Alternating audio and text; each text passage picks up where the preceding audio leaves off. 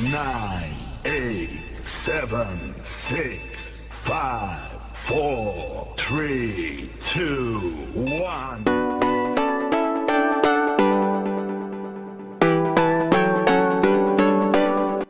Assalamualaikum, kami dari kelompok 1 e-commerce membahas sejarah e-commerce di dunia, Indonesia dan lain-lainnya. Nama-nama kelompok kami: 1. Renita Lisdiana, Tunggu Alisa Dewo, Khalid Apani, Nadila Muhammad Al-Asir, Hafiz. Materi yang kami bahas: 1. Sejarah singkat e-commerce di dunia. 2. Sejarah singkat e-commerce di Indonesia. 3. Definisi e-commerce. 4. Dampak e-commerce. 5. Konsep e-commerce. 6. Manfaat e-commerce. 7. Jenis-jenis e-commerce secara universal. 8. Model e-commerce. Sejarah e-commerce di dunia. Penerapan elektronik e-commerce bermula di awal tahun 1970-an dengan adanya inovasi semacam elektronik fund transfer atau dalam kurung EFT. Saat itu tingkat aplikasinya masih terbatas pada perusahaan besar, lembaga keuangan, dan segelintir perusahaan kecil yang nekat. Lalu muncullah Electronic Data Interchange atau disingkat EDI yang berkembang dari transaksi keuangan ke prosesan transaksi lain serta membesarkan jumlah perusahaan yang berperan serta mulai lembaga-lembaga keuangan hingga perusahaan manufaktur retail, layanan dan sebagainya. Aplikasi-aplikasi ini kemudian menyusul dengan memiliki jangkauan dan perdagangan saham hingga sistem referensi perjalanan. Pada saat itu, sistem tersebut disebut sebagai aplikasi telekomunikasi dengan nilai strategisnya sudah dikenal secara umum.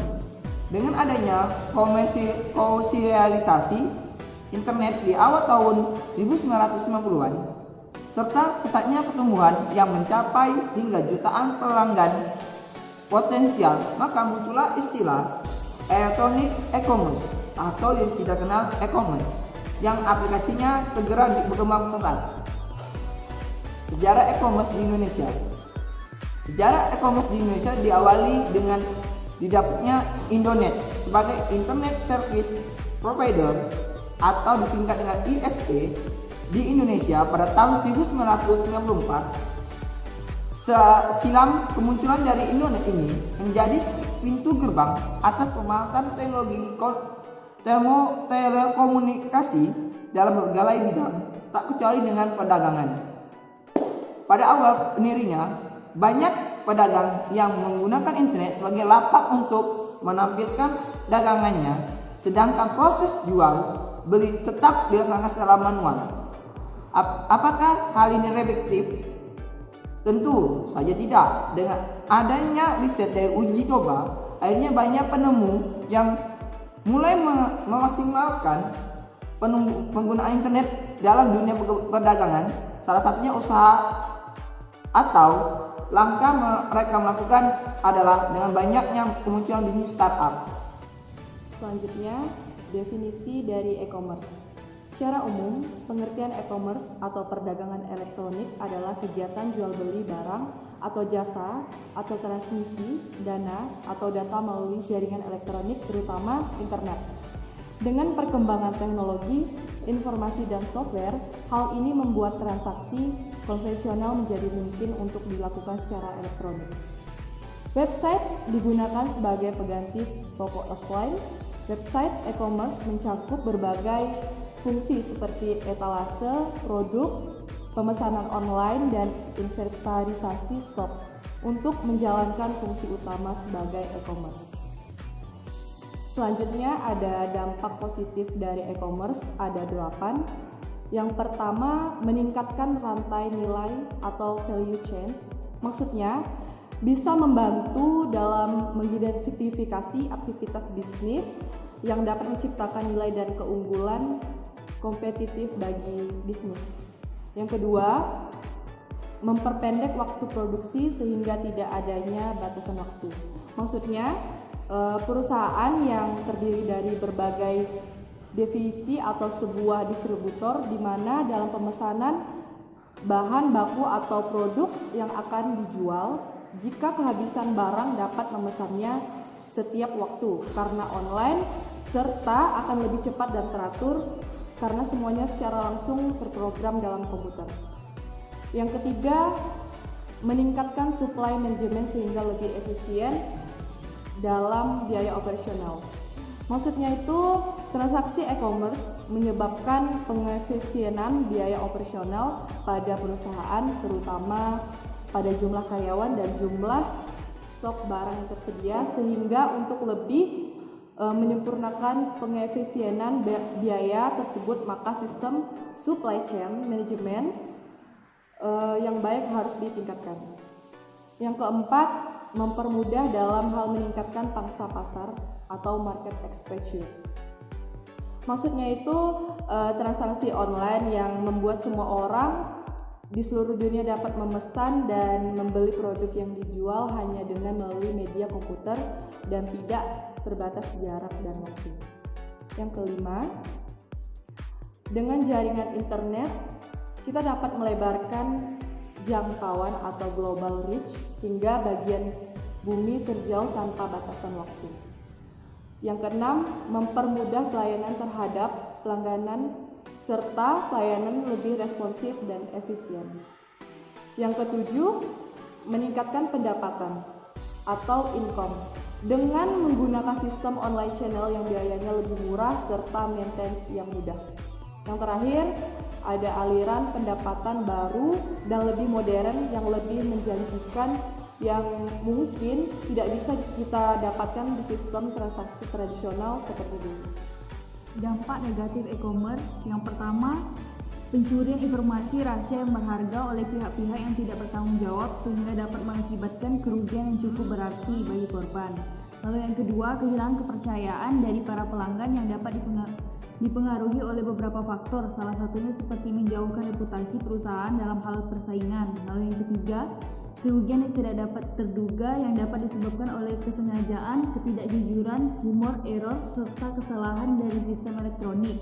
Lalu yang keempat, penyelenggaraan wewenang yang dimiliki pihak terkait yang berhak mengakses sistem informasi sebuah perusahaan dan telah menyalahgunakannya.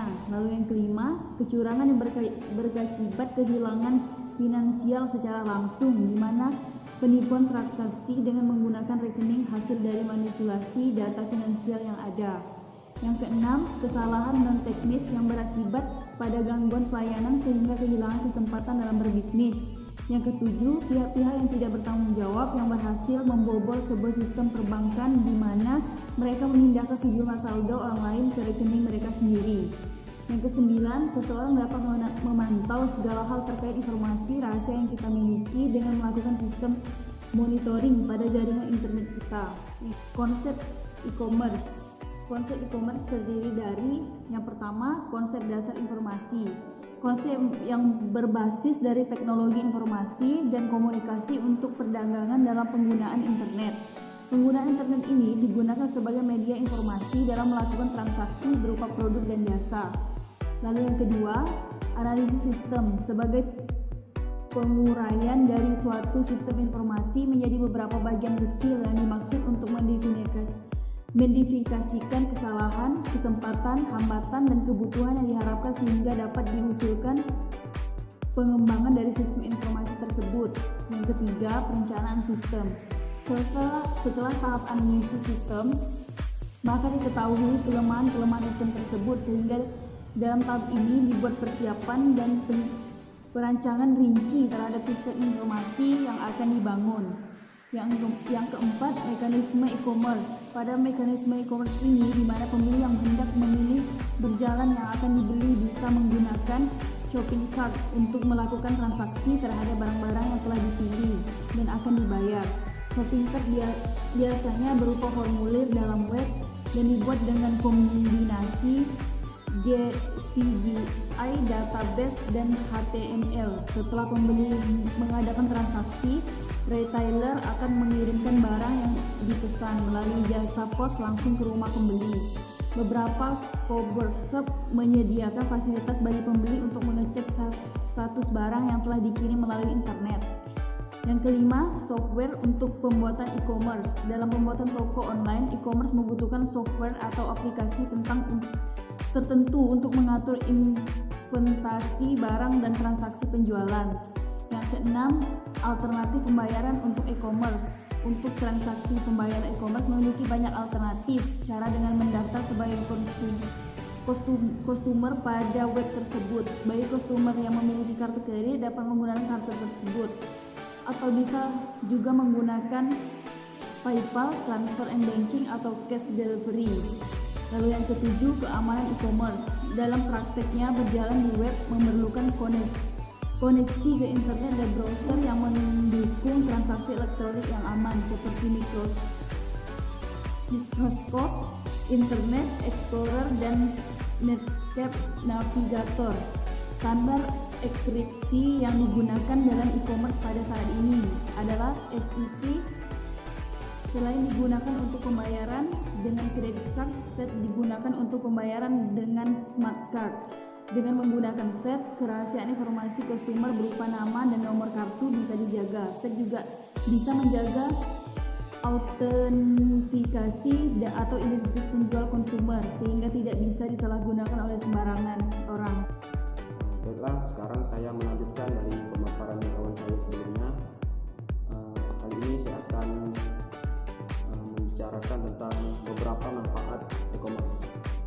Jadi yang pertama itu e-commerce adalah mempermudah komunikasi antara produsen dan konsumen. Jadi itu istilahnya peer-to-peer. Yang kedua, mempermudah proses penjualan dan pembeli. Yang ketiga, kemudian bisa untuk mempermudah pemasaran dan promosi barang atau jasa.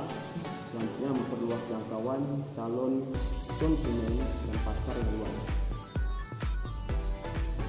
Nah, mungkin di sini saya akan menjelaskan bagian-bagian dari manfaat e-commerce, yaitu ada istilah business to business, B2B. Jadi jenis e-commerce ini yang satu ini merupakan yang paling besar karena meliputi transaksi yang dilakukan secara antar perusahaan atau jenis usaha. Jenis bisnis B2B ini dilakukan oleh orang pihak yang saling berkepentingan dalam menjalankan usaha, di mana kedua saling mengenal dan mengetahui proses bisnis yang mereka lakukan. Nah, yang kedua yaitu adalah business to customer atau disingkat B2C. Jenis bisnis e-commerce yang paling umum dan paling dikenal oleh masyarakat. Jika B2B memasarkan barang dan jasa kepada perusahaan lain, maka B2C adalah perusahaan transaksi yang dilakukan antara produsen barang atau jasa langsung kepada konsumen akhir. Nah, bisnis to customer layaknya toko retail yang dimiliki produk eceran untuk dijual dan gudang untuk stok barang. Yang membedakannya dengan toko retail biasa adalah proses transaksi ini dilakukan secara online. Yaitu yang ketiga ada customer to customer, disingkat C2C. Selain B2C, customer to customer juga termasuk jenis bisnis e-commerce yang populer. Transaksi barang atau jasa yang dilakukan dari konsumen kepada konsumen terbagi atas dua model, yaitu marketplace dan classified. Di dalam model marketplace, konsumen sebagai penyedia barang dan jasa membutuhkan sebuah platform sebagai wadah transaksi. Di dalam platform tersebut, konsumen yang bertindak sebagai penjual atau memposting berbagai produk untuk dibeli oleh konsumen lainnya. Contoh platform C2C atau customer to customer yang sudah dikenal di Indonesia adalah Tokopedia, Shopee, Bukalapak, dan sebagainya. Baiklah, saya akan melanjutkan pembahasan dari poin sebelumnya. Consumer to business atau C2B. Seperti namanya, di bisnis C2B, transaksi jual beli produk atau jasa dilakukan dari konsumen kepada perusahaan. Ini adalah kebalikan penuh dari jenis B2C yang telah dijelaskan sebelumnya. Dalam jenis ini, individu menawarkan produk atau jasa terhadap perusahaan yang membutuhkan dan siap untuk membelinya. Contohnya adalah para content writer yang menawarkan kemampuannya untuk menulis kepada perusahaan yang membutuhkan situs e-commerce menggunakan jenis C2B yang populer atau freelance.com. Business to Administration atau B2A, Consumer to the Administration C2A. B2A atau yang bisa dikenal sebagai Business to Government atau B2B adalah jenis e-commerce yang menjual produk atau jasa kepada lembaga pemerintah. Nantinya pihak bisnis akan menawarkan berbagai jenis produk yang dibutuhkan untuk operasionalisasi dan proyek pemerintah. Transaksi jenis ini dilakukan dengan mengajukan tender. Selain itu, ada pula jenis Consumer to Administration atau C2A atau Consumer to Government atau C2G yang merupakan proses transaksi elektronik yang dilakukan oleh individu kepada lembaga pemerintah. Lagi online to offline atau O2O. Ini adalah jenis bisnis baru di mana produsen menggunakan dua saluran, baik itu online maupun offline. Pihak produsen akan melakukan promosi, menemukan konsumen, menarik konsumen, serta meningkatkan kesadaran mereka terhadap produk dan layanan melalui jaringan online. Kemudian diteruskan dengan melakukan pembelian di toko offline.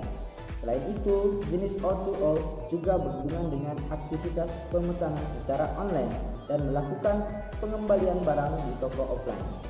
Saya akan melanjutkan materi selanjutnya, yaitu adalah model e-commerce di Indonesia.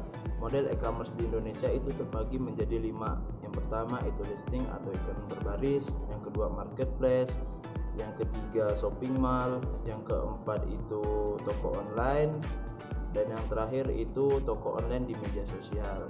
Saya akan menjelaskan model-model e-commerce di Indonesia. Yang pertama itu listing atau iklan berbaris, merupakan model bisnis e-commerce yang paling sederhana dan cocok digunakan di negara berkembang seperti Indonesia. Dan yang kedua itu marketplace. Itu seperti model bisnis di mana sebuah situs yang bersangkutan tidak hanya membantu mempromosikan barang dagangannya saja, tapi juga mengefisiensikan transaksi uang secara online. Dan yang ketiga itu shopping mall. Shopping mall ialah sekilas dari shopping mall hampir mirip dengan model bisnis marketplace, tapi penjualan yang bisa berulang-ulang di sana harus penjualannya seperti merek ternama, karena harus memulai proses verifikasi yang ketat. Satu-satunya situs online shopping mall yang berproses di Indonesia ialah Blibli. Yang keempat itu toko online, yaitu toko online business to consumer, di mana model bisnis toko online ini merupakan model bisnis yang cukup sederhana, yakni sebuah toko online dengan alamat websitenya sendiri, di mana penjual memiliki banyak stok produk dan menjualnya secara online kepada pembeli. Contoh dari toko online business to consumer ini seperti Lazada Indonesia, Berrybank, dan tiket.com. Dan yang terakhir itu ialah toko online di media sosial. Banyak penjualan yang sudah membuka toko online di media sosial seperti Facebook dan Instagram. Karena membuat dan membuka toko online di Facebook atau Instagram itu sangatlah mudah dengan prosesnya yang sederhana dan gratis. Tapi penjualan tidak dapat membuat tempatnya sendiri. Banyak penjual yang menggunakan orang-orang lokal untuk membantu perjualannya di situs website yang telah dibuat. Contoh toko online itu seperti Laku Banget, terus seperti ya yang ternama itu kayak Mari Makan gitu. Itu toko-toko online seperti di bidang-bidang makanan ya, kuliner. Di baju-baju itu yang terkenal biasanya itu Artos, yang khususnya di Pontianak. Dia juga mempromosikan toko dia di Instagram dan Facebook. Baiklah, sekian dari saya. Terima kasih. Wassalamualaikum warahmatullahi wabarakatuh.